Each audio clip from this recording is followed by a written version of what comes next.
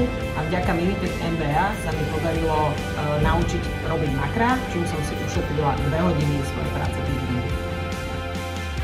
Ahojte, volám sa Daniela a pracujem na pozícii IT dátový analytik. Vďaka školeniu od NN, ktorého som sa zúčastnila, som sa naučila, ako trénovať a zlepšovať svoje algoritmické myslenie, ktoré mi pomáha pri riešení pracovných úloh. Ahojte, volám sa Monika, som manažérka call centra a vďaka Minitech MBA sa na veci pozerám optikou UX dizajnovania, čo znamená zlepšenie zákazníckej skúsenosti pre nášho klienta.